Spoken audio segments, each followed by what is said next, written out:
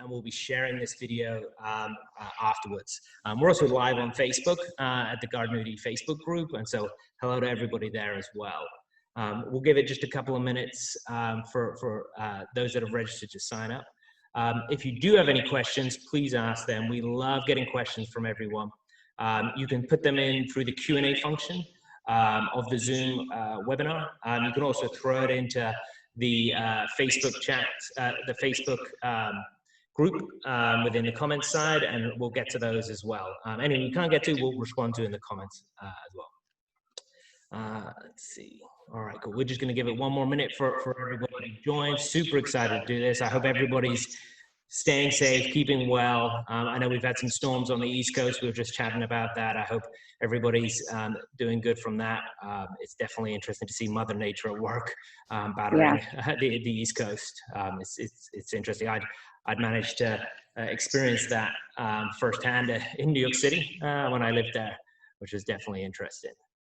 Like I say, if you've got any questions, please do submit them. We love getting questions.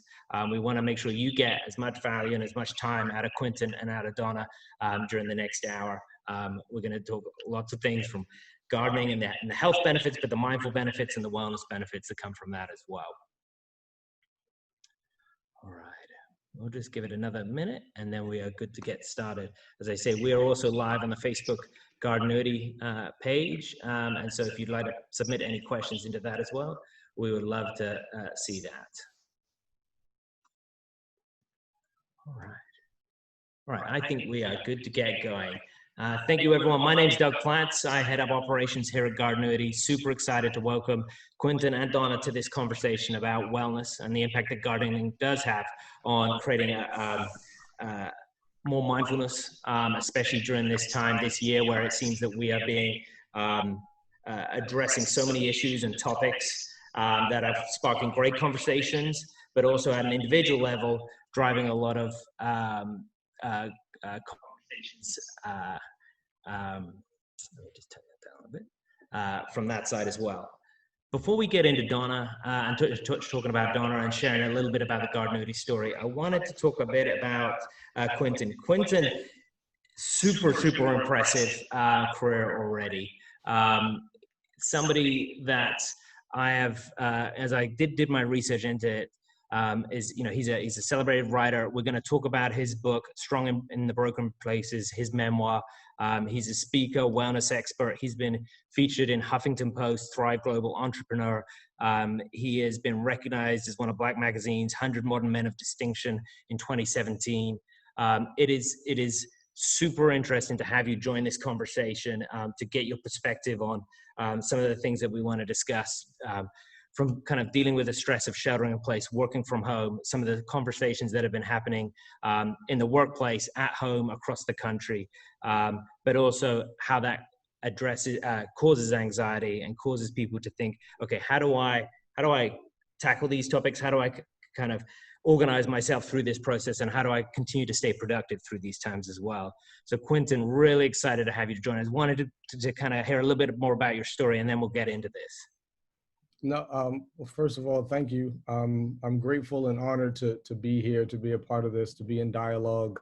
I think we're in a very pivotal time right now where anxiety levels and stress levels are at an all-time high, and having the ability to tap into the practice of gardening to help mitigate and minimize a lot of those anxiety symptoms isn't just, something that's necessary, but it's also a passion of mine. As someone who was diagnosed with a severe generalized anxiety disorder, panic disorder, and mild to severe major depressive disorder, I've battled and fought against anxiety for a large part of my life.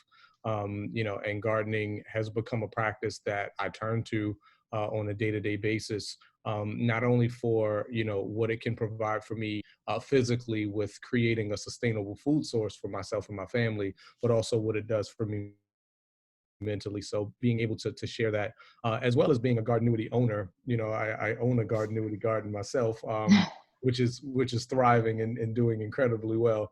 It's an honor and a privilege to be a part of this conversation.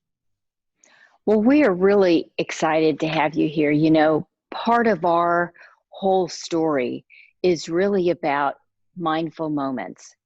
And I think you address that. I mean, my gosh, you have 5 kids and you got a lot going on. And if you can find those mindful moments where you can take care of you and you feel like you have permission to take care of you, then it's a gift. So we're really excited you're here. I am Dawn Latier. I'm one of the co-founders of Gardenuity. And it's a privilege to have somebody like you who can talk about how it actually does work. I mean, we can talk about it all day long, and it's not about adding stress. It's about adding those moments that you can be present with yourself. I know that on my little patio in Dallas, I've probably got about 20 Gardenuity gardens because I'm testing everything from corn on the cob to watermelon. Um, and when I'm out in the morning, that's the first thing I do. I go out and I water the gardens, and I don't take any digital devices with me. It's that moment, right? To really be present. And sometimes I feel like my mind's slipping into hurry. I have a lot to do on my to-do list. But most of the time I can really say, okay, I need to be centered and be present. And then I get excited, watching the growth. Yeah, absolutely. It's Well, cool. first of all, keep me posted, please, on how things go with the watermelon and the corn. Corn, I've already harvested some, and Okay. my Julie has harvested sugar babies, Oh, excellent. watermelon.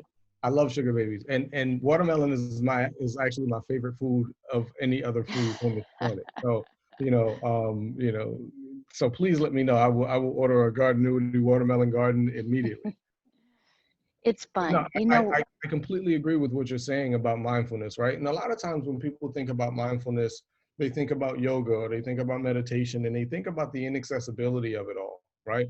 And the reality of it, for me, is mindfulness is nothing more than self-awareness. It's being aware of where you are in life, of where you are in the moment, of where you are in space, like where you are in proximity to other people, how your actions, your thoughts, your deeds, your behaviors, how they all impact you and everyone else around you, right? So it's, we can really strip away the over complexities of what mindfulness means and just utilize the fact that, being self-aware has the ability to shift and change our entire trajectories, whether in the moment or long-term and short-term.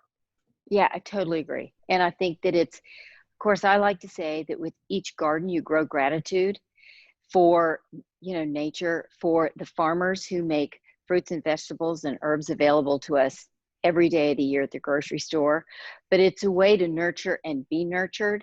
And I think a lot of people, when I ask the question, what do you need to grow? Well, the answers come back: sunshine, water, courage, Mm, patience.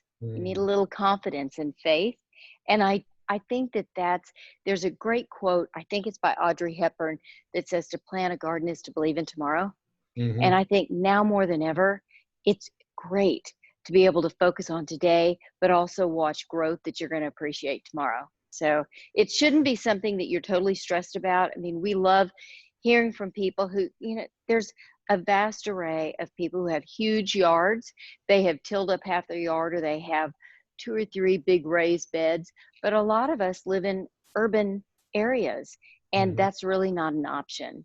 It's also daunting. And right now, I don't think people want to add anything else to their life that's going to be, oh my God, one more thing to do, or oh my God, it's so stressful. They want to do something, and it's that doing that you reap the benefits. So one of my favorite sayings is, just because you have an exercise machine in your house doesn't make you healthy. You got to get on it to reap Yeah, the benefits, right? Well, to reap absolutely. the benefits of gardening, and there are many, and I know you're going to share those later, you have to actually do it. Well, we've made the doing a little bit easy, especially, we've got people growing with us who are master gardeners and who are brand new to gardening and have said, I've never kept anything alive at all. And that's the beauty of working with great technology, bringing together horticultural scientists so that we can bring the experience of gardening to anybody, anywhere.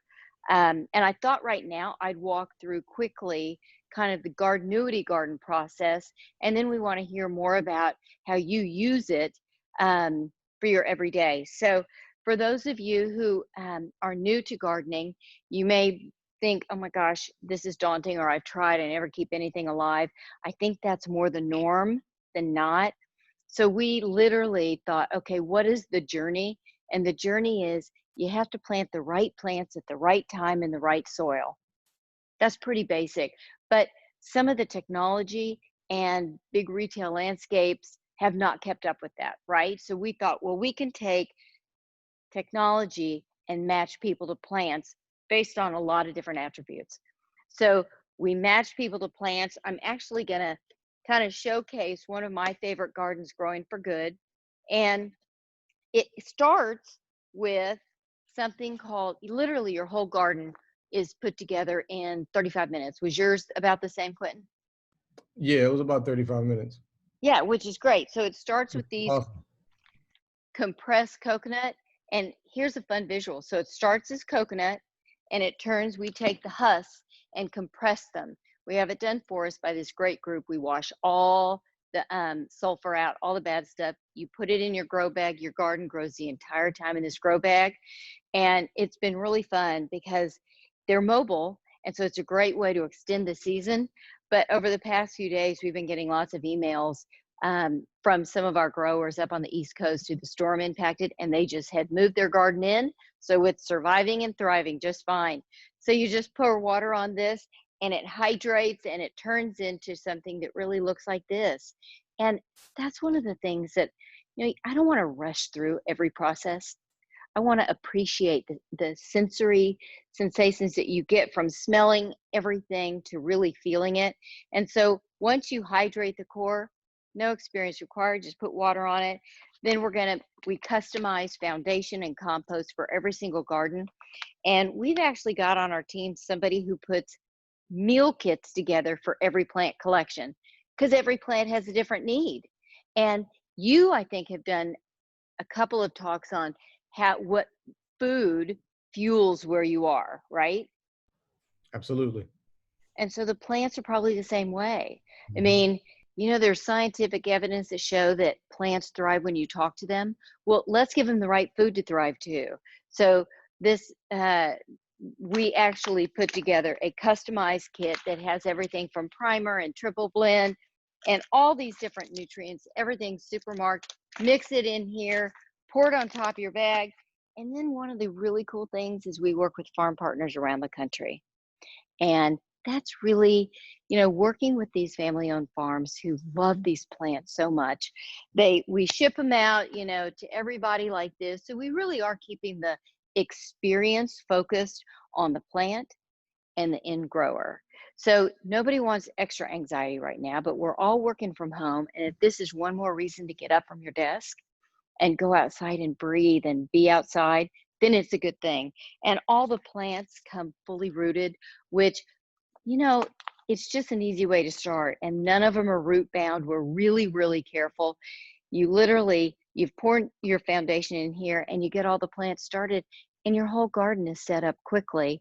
And we guide you along the way with updates and we watch the weather for you and really help you with the whole experience, because I like to talk about, I grew that. Sounds good in any language, whether you're growing a healthy child, a bank account, a new business, or a garden. And the garden you get to nurture and see the fruits of your labor pretty quickly, which is pretty fun. And just like there's seasons of life, there's seasons for the garden. And some of the tasks that you have to do to keep the garden thriving, we send a water bottle because we do lots of liquid nutrients. I'm telling you, sometimes when I'm just spraying, it feels good. It feels therapeutic in a weird way. And anybody can garden anywhere like this. I mean, my youngest daughter, actually, Jillian, is in a wheelchair and has got pretty severe special needs. And to see her kind of go out in her wheelchair and just spray all the gardens, she feels good. So she's nurturing something just as well. So it's really fun. I mean, I think the benefits are overwhelming. And science, it's really great that science is backing us and telling all the stories that, getting in the dirt and doing it and just being present with those living plants is such a great thing. And one of the things that I think you've talked about is this trinity of wellness. So what is your trinity of wellness?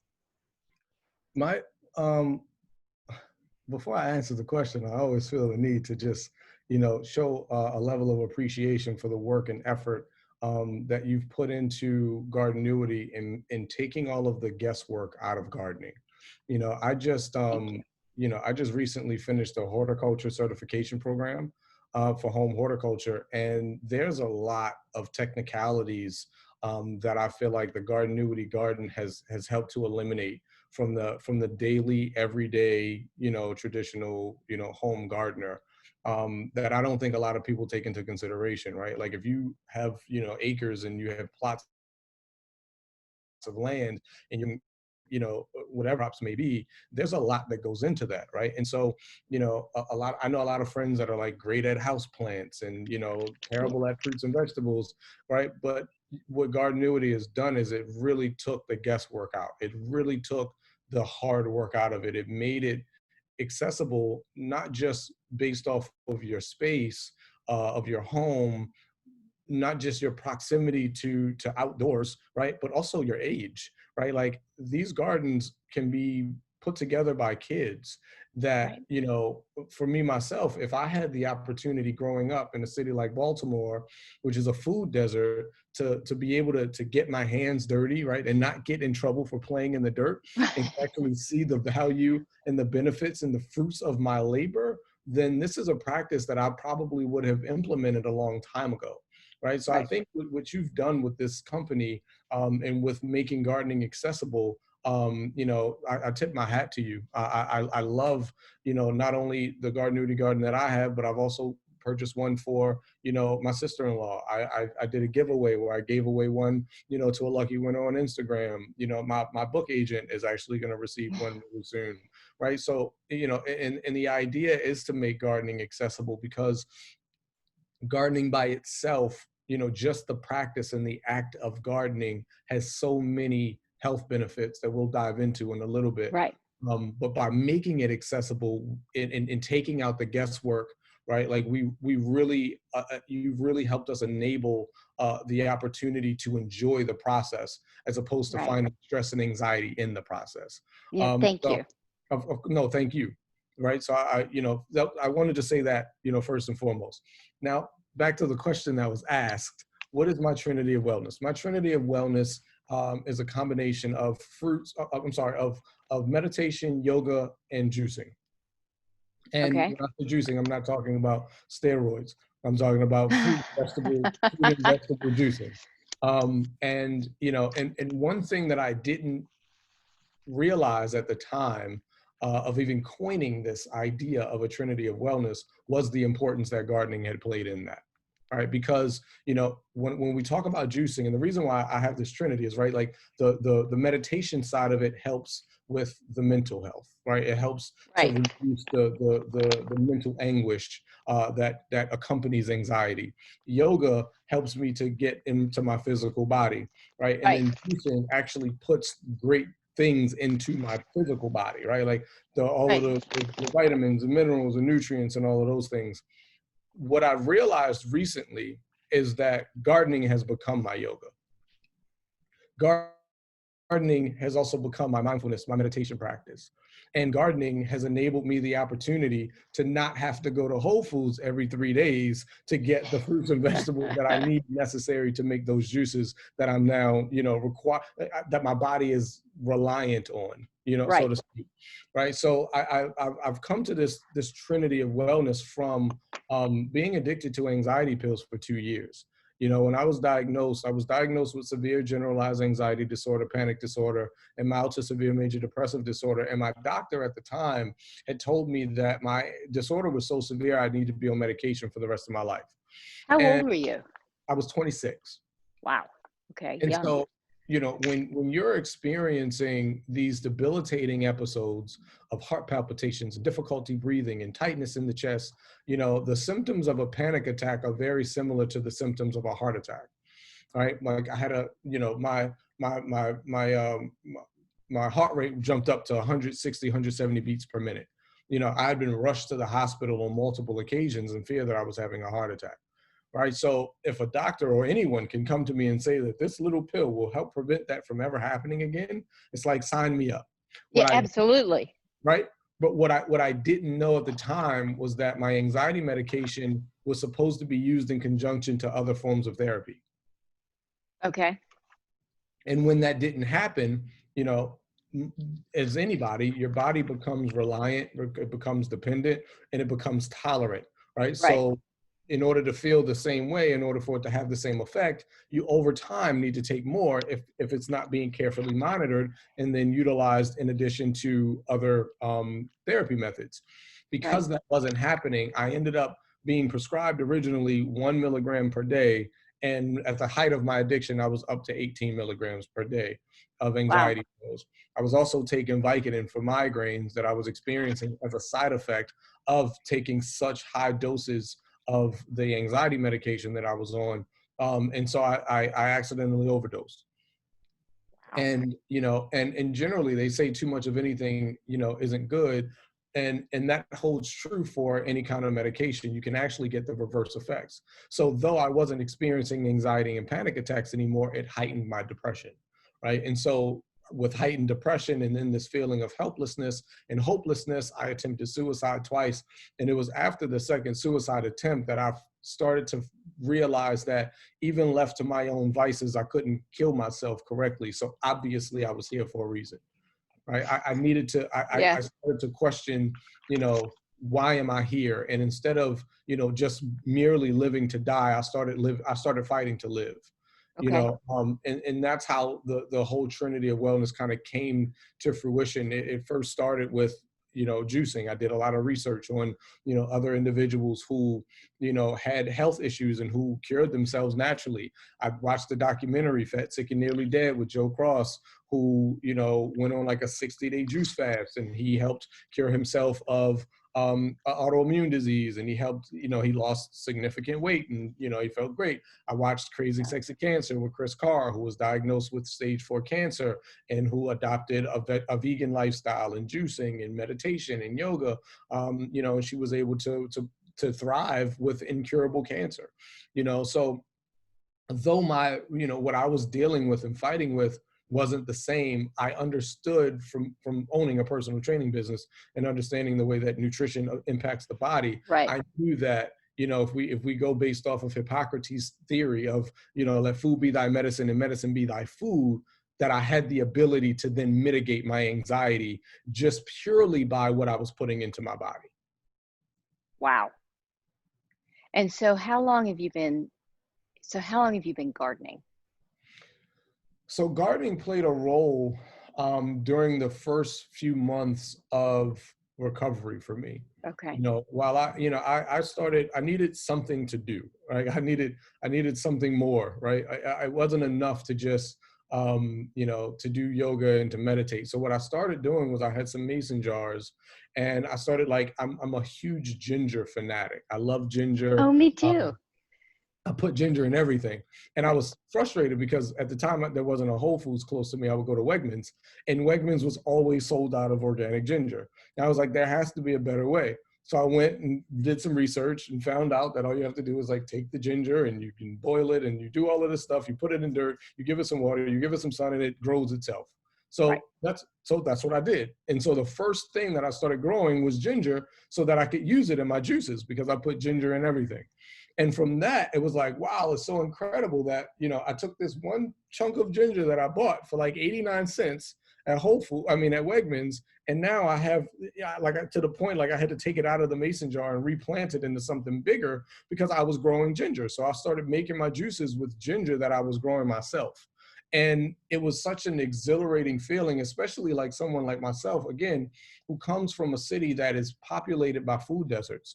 Like, growing up, I didn't know where my food came from. You know, I didn't Right. know what part of the world, what part of the country it came from, who touched it, you know, who grew it, how did they grow it? Was it sustainable? Was it organic? Was it conventional? Was it genetically modified? I didn't know anything, right? So, you know, having the ability to then, and then being a Virgo, I'm also analytical and somewhat of a control freak. So, Okay, me too.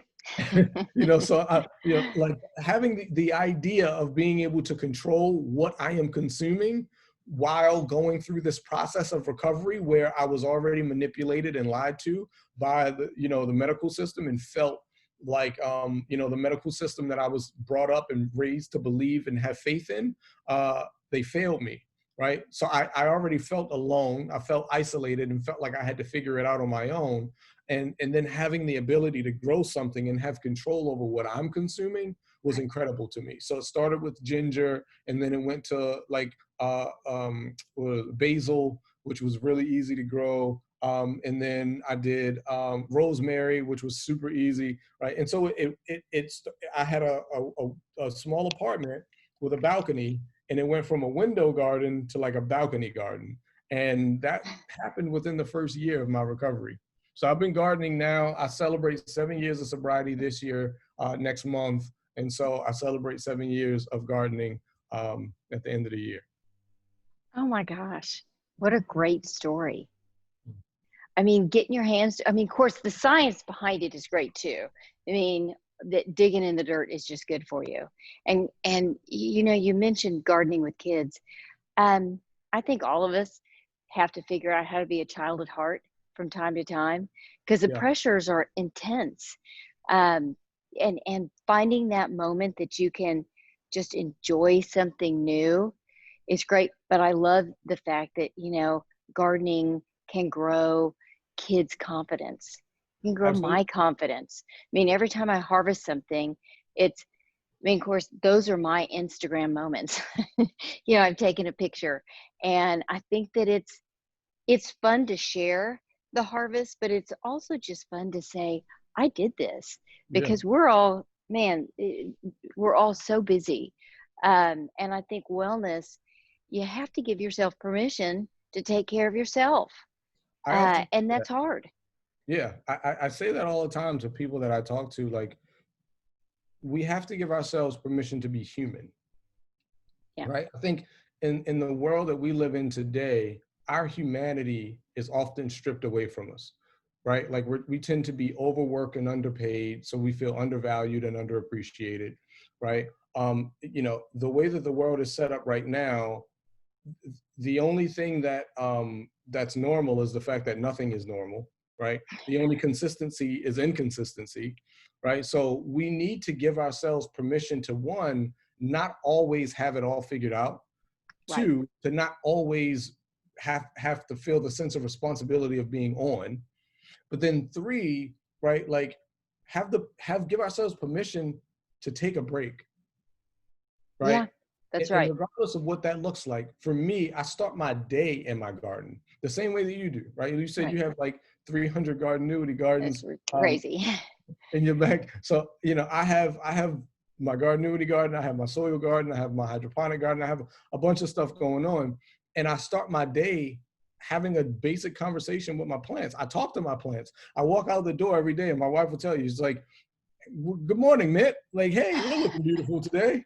You know, I love that. Because I mean, the reality is, what I've realized through this process is, just as much as as our plants rely on us, we rely on them.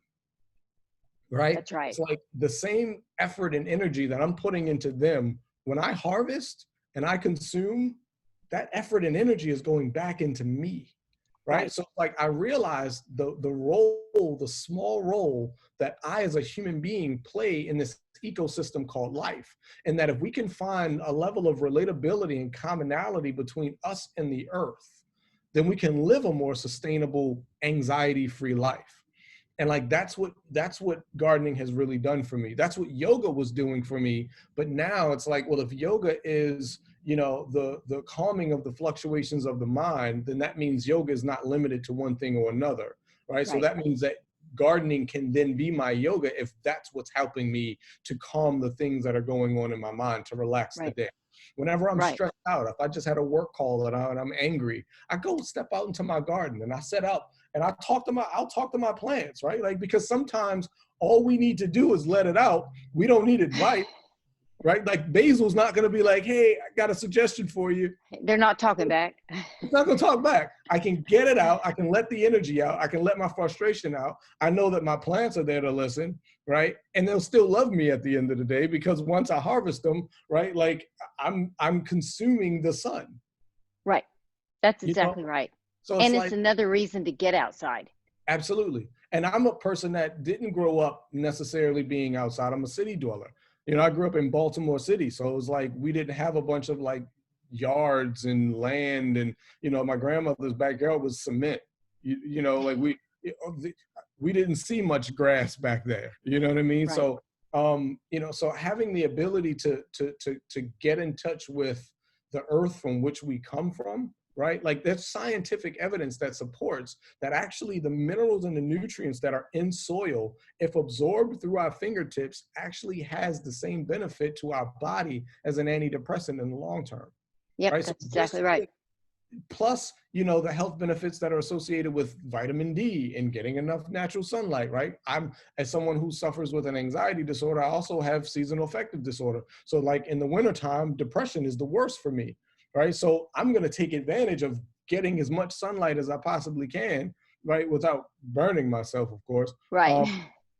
You know, but really being a part of nature and being a part of everything around me has given me a level of appreciation, not only just in nature, but in myself, that I didn't have prior to creating a gardening practice for myself.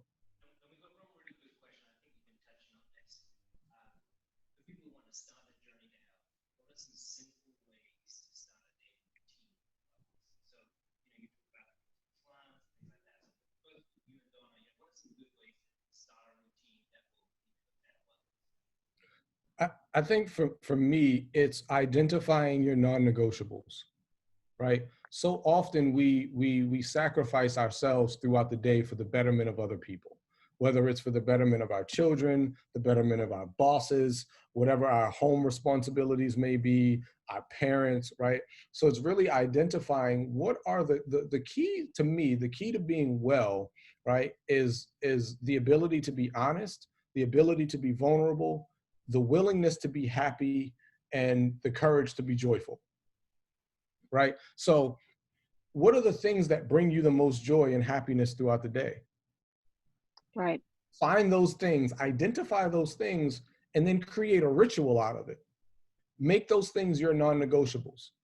You know, Right. for me, it's a cup of tea in the morning and going out to my garden. Right. Everyone in my family, I have 5 kids, right, and a wife. I don't get a lot of peace, but everyone in my house understands that when I step into that garden, that's my time.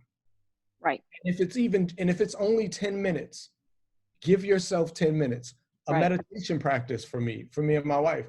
You know, we don't meditate as much as we would like to, but when we do, we wake up in the morning before the kids are awake, before the day gets started, and we're giving ourselves permission to just breathe. Which is hard. I mean, I can't tell you how many meditation classes, and I'm not good at it. You know, very quickly my mind starts worrying about if I'm doing it right, and then it goes into what else I need. Yeah, it's not my thing. But I'm going to learn. I'm committed to learning it. But I think adding something that you know is good for you, it feels good in itself. I mean, if you're like me, I love to check things off my to-do list. So adding something that maybe you've never tried before, maybe it's yoga, maybe it's meditation, maybe it's gardening, giving your self permission to try something new, and then making that be part of your routine. And, you know, gardening is every season. I mean, you know, we have some growers who are in upstate Michigan, and, you know, it's below zero there. So, you know, we work with them on different kind of house plants, but most of us have 3 to 4 beautiful seasons, and you appreciate each one for what it gives you. But it really, for me, it's just consistency. I mean, every day I know that that's what I'm going to do. And then the family knows that's what I'm going to do. And so it's kind of okay. Absolutely. And just so you know, like if you can, every time you step out into your garden in the morning, right, you take that watering can and you're spraying it, and you're breathing, and you're conscious, and you're aware, and you're mindful, you are meditating. So you are an expert meditator. Well, there you go. My youngest daughter, who I mentioned has special needs, she tries to do the breathing. And then, you know, so knowing that I'm just being present is great. Excuse me.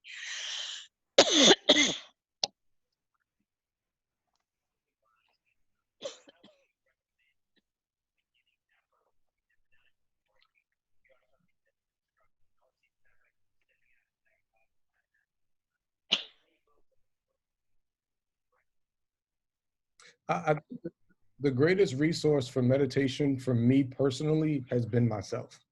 I've always been someone that never really abides by societal standards or someone else's rule book, right? So, you know, when you Google meditation or to meditate, right, you'll see someone in the silhouette, like with the fingers like this, the legs crossed, you know, and there's an idea that that's what meditation is, that's what it should look like, and that if I'm not doing it the way that they said I should, then I'm doing it wrong. Right. I don't agree with that. You know, I have a bad back, right? So me sitting up in the middle of my living room like this is not going to work for me. You know, I'm going to be uncomfortable. And instead of me focusing on calming my thoughts, I'm going to be like, what the heck can I do to find a place of comfort? Right. So for me, meditation is, you know, can be as simple as giving yourself, setting a 3-minute timer or a 5-minute timer on your phone and counting your breath. Okay. Just simple, right? And what I do is I do a 5-count inhale and a 7-count exhale, especially in a moment of anxiety, because I'm actually tricking my body, you know, into relaxation when it doesn't want to. I'm tricking my mind and then tricking my body, right? So by inhaling through your nose for a count of 5, and then exhaling through the mouth for a count of 7, and all you're doing is counting your breath, right? Biologically, the human, like this idea of multitasking and being a skill, forget about it. It's not real. No one can do it, right? The human brain is not adapted, it's not designed to focus on a multitude of things at one time, which is why everyone who tries to multitask always ruins it, right? Like if you're trying to pour some iced tea and flip pancakes, you're either going to flip the pancakes out of the pot, or you're going to pour the iced tea on the counter, right? We can't do it. I have to tell you, I might have to argue with that one. I know you have reason, you have scientific proof, but I know some women who can balance a baby on their hip, cook dinner, and help with homework at the same time. And it impresses me every time they talk about it. I don't doubt the powers and the abilities of women. However, I do challenge the effective, the efficacy of what that homework assignment might turn out to be. That is true. Right? So you can help them with their homework assignment, and if they get 3 out of 10 right, I don't think it was that efficient. Yeah, that's true. That's true. Point well taken. So, yeah. But the idea, right, is if we focus our attention on just counting our breath, then we're putting our minds in a space where we can't focus on everything else. The minute you start to think about, wait a minute, this roast beef is still in the oven and it's been in there for a while, you just go back to counting your breath. The minute another thought comes into your mind, you are then reminded in that moment that I'm not counting my breath anymore. And so you just remind yourself to count your breath. And it's a meditation practice, right? There's no such thing as meditation perfect, right? So as long as you continue to practice it, right, it becomes a part of your normal, right? Right. Like change behavior happens because of something you said earlier, which was consistency. So the more consistent you are, right, the less it becomes work, the more it becomes normal.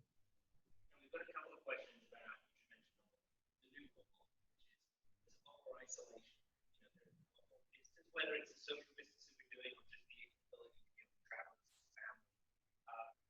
What are you finding in regard to techniques that allow you to process everything that's going on right now? Interestingly enough, as someone who has struggled with, who used to struggle with anxiety and has, you know, lived with anxiety for as long as I have, over 20 years, mind you, the idea of social distancing is something that I've been practicing the majority of my life. You know, it's for me, it's a necessary. It's so easy for us to focus on the challenge that's associated with social distancing and being at home more. When I think, you know, that mindset is the mindset of the pessimist, right? When I think we should adopt the mindset of the optimist, which is looking at the unique opportunity that exists in taking a break from the norm, right? Like that's what we talk about yoga is, and mindfulness is, meditation is. It's the ability to pause. Now the entire world is in a pause. What are you going to do with that moment? Right. You know, and really using this time. And so gardening for me, you know, and social distancing has really just given me permission to be in my garden more. It's given me permission to explore more, right? Like we're growing corn and we're growing watermelon and we're growing Right. all of these things I wouldn't have ordinarily had the ability to even experiment with because I'd have spent so much time in my office, you Well, know? that's true. I agree. Of course, it's given me permission to not wash my hair. But other than that, you know what? I think we're all so hard on ourselves. And I think when I am fortunate that I get to work with people who inspire me every day. And I'm surrounded by things that are growing, and growth is so positive. So, you know what? I think that's for me, um, how I'm dealing with social distancing. I mean, I think that it's becoming a new norm. So I have a question for you. Who inspires you most? Hmm. Who inspires me most? Uh, um, I'm a very spiritual person. I wouldn't say that I'm necessarily religious, though I was raised in the Christian faith. Um, so I think my inspiration, my greatest inspiration would have to be Jesus Christ. Oh, that's good. Yeah, Yeah.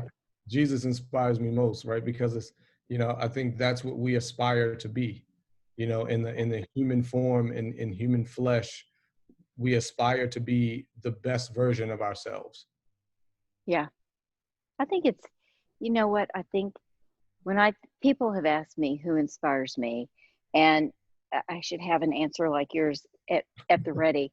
Um, but I think about actually my youngest daughter, Mm, um, who has just survived. I mean, against all odds, she's just survived. And to see her perseverance, it's like that plant in your garden that is no matter what going to bear fruit. I mean, it yep. is going to do everything it can to bear fruit.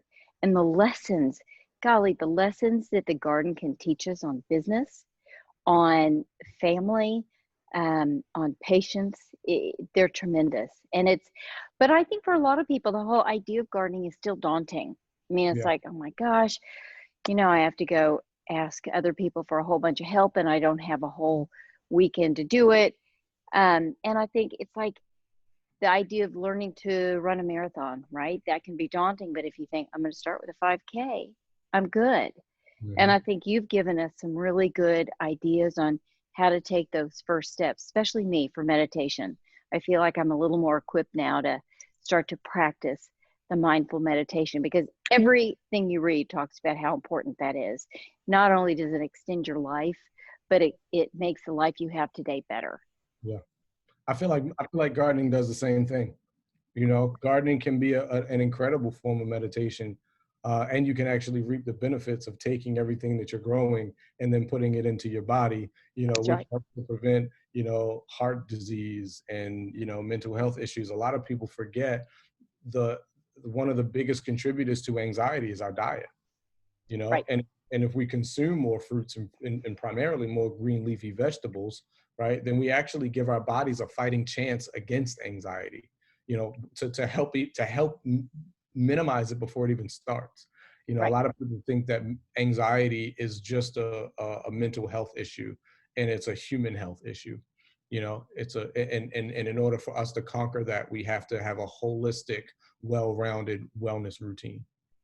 Well, one of the things that's interesting is most people are as concerned about how much an illness is going to cost as it Hmm. is dealing with the illness himself.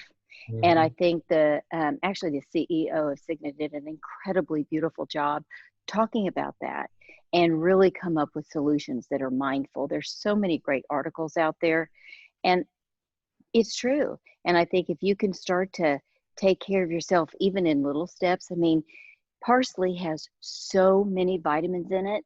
You throw it in a smoothie or throw it in a sandwich. I mean, there's so many little ways that you can change to make your overall health better. Doug, I did you couldn't. say you? One that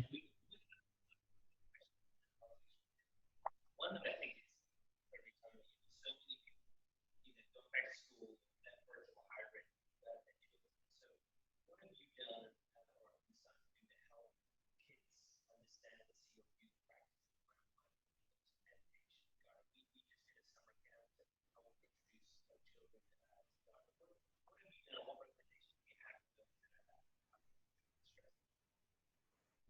Um, I think reminding them of their permission to be human, of their permission to ask questions, of their permission to be inquisitive. Having a house full of 5 kids. My youngest son, I homeschooled him his entire third grade year because he was diagnosed with severe ADHD, and the traditional school system just didn't work for him. And I came to the conclusion that, okay, I would try it in fourth grade again, see how he adapted to it, and he didn't. So I homeschooled him. I'm homeschooling him again. This year. He's going into it was his fourth grade year, his fifth grade. He's going into sixth grade now. And then having a house full of kids, it's like, for me, it's allowing that time for us. I do something called, and I don't do it as much as I should, but a mental health check, where everyone in my family, we sit around and we give ourselves permission to be vulnerable and be honest, free from repercussion, free from challenge, just having the opportunity to just let out how we're feeling. Right. And then bringing the kids into the garden with me. Right. My oldest son is 14, and he's at that age where everything is headphones and music, and I don't want to be bothered and Right. separate. But it's gotten to a point where we'll go away for a few days and come back, and the first place he wants to go is the garden to make sure everything is growing well. And this isn't Right. something that I told him he had to do. This is something that now he's taken the initiative to do because he understands the importance, of taking care of something greater than himself. You know, Have um, you have you heard of the rose, the thorn, and the seed practice? So that's I, something I've done with my kids forever. So every night we say, what was your rose today? What was the best thing that happened? And then what was the worst thing that happened? The thorn. And then what are you most excited about tomorrow? The seed. And that's become a really fun practice from the time they were little to incorporate, because it starts them thinking about, what's good, even if they have to say, nothing really bad happened today, or, the best thing that happened to me was, I got a C on a test. I think teaching that idea that you have to find the good sometimes is good. Absolutely. And the other thing, we bought our daughters gratitude journals, right? We firmly believe that if you focus on things that you're grateful for, you'll have more things to be grateful for. But if you Right. focus on the things that you don't like or that you don't have, you'll get more of what you don't like and what you don't have, right? It's a So true. universal law. So like what we focus on grows. And if we choose, like you said, Donna, to find the positive in everything, there's always a positive in any perceived negative. We just Right. have to look hard enough to find it. That's right.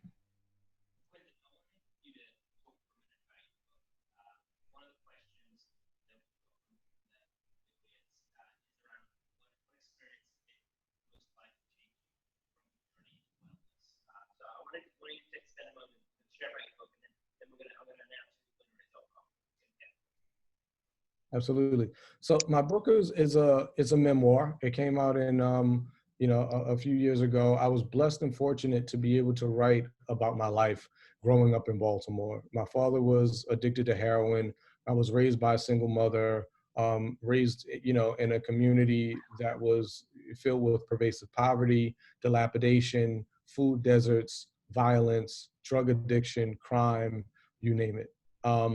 Being in growing up in that community, but then going to schools, in very prominent areas. I experienced a lot of racism, a lot of prejudice. Was originally diagnosed with a mental health issue at 14, which was acute anxiety and acute depression, going through being addicted to pills as an adult, and then coming out on the other side of it. So the idea behind Strong in the Broken Places is the fact that, no matter who we are, no matter what our experiences are, no matter what walk of life we live, what our gender is, what our race is, we're all prone to trauma. We're all prone to issues, to trials, to tribulations. And it's not about forgetting or acting as if these things don't exist, but it's finding strength in the areas that other people would perceive to be weak, right? And so it's really just about reminding ourselves as human beings of our ability to be redeemed, of our ability and we don't give ourselves enough credit for being as powerful and as strong as we truly are, right? And so, I wanted to use my story as a backdrop, as a reminder that even if your life isn't what mine was and you didn't go through what I went through, you've gone through something, right? And we are stronger and greater than anything that we've gone through. And I just wanted to remind people of that. And so, that's essentially the foundation um, for what all of this that I'm doing today represents. That's wonderful. Thank you.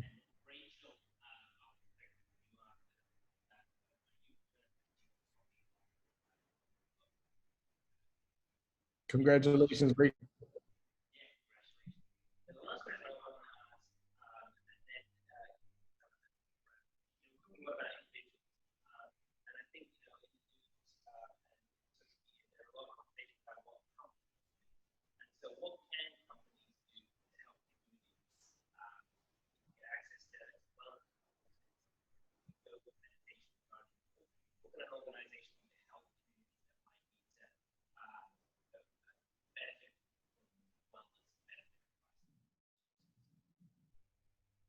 Quentin, I'll let you start. Sure. I think for me, and as someone who's worked in the nonprofit sector for quite some time now, I think the most important thing is for a company to actually be a part of the community, right? So often I see people say, I want to help the community, but then they want to do it from a perched perspective, right? You want to do it from your 12th floor office, in downtown Oakland. You'll never know what the community needs unless you're a part of the community. The community will always tell you what it needs. You know what I mean? Being in Baltimore, like a few years ago, Under Armour had spent like a few $1 million like building this resource building, and they were supposed to have all of this stuff in this building, but they never knew that that's not what the community needed. They thought, oh, if we take $2 million and we put it into this building, then the community will be fixed and everything will be great. But without figuring out what kind of programming does the community need, what kind of resources does the community need, they'll never have the ability to actually meet them where they are. So in order to really sustainably help a community, you have to be willing to be a part of it and have to be willing to listen to what it is that they need, because their level of accessibility is going to be completely different than our perceived, than the perception of what they need and what their accessibility really is. You know what? I think your community can be those you work with every day. And I think with so many people working, not at the office where conversations of care happen, I think that it's really some great ideas that I've seen is, of course, the Zoom calls are happening everywhere, but I think it's a fun way to kind of engage what the company culture is by doing something fun together. So a great example is we did a really fun event with about 150 people who everybody planted a garden. They were all at their house, and then the company donated them to a community that they were a part of. And I thought that was really beautiful. So I think there's ways to kind of take these Zoom gatherings and make it your own, where you're doing something for everybody, getting dirty for good type thing, and then giving back to the community. So I think it's being creative. I think it's trying to think like the end user. And it's also, you have to have the fun factor.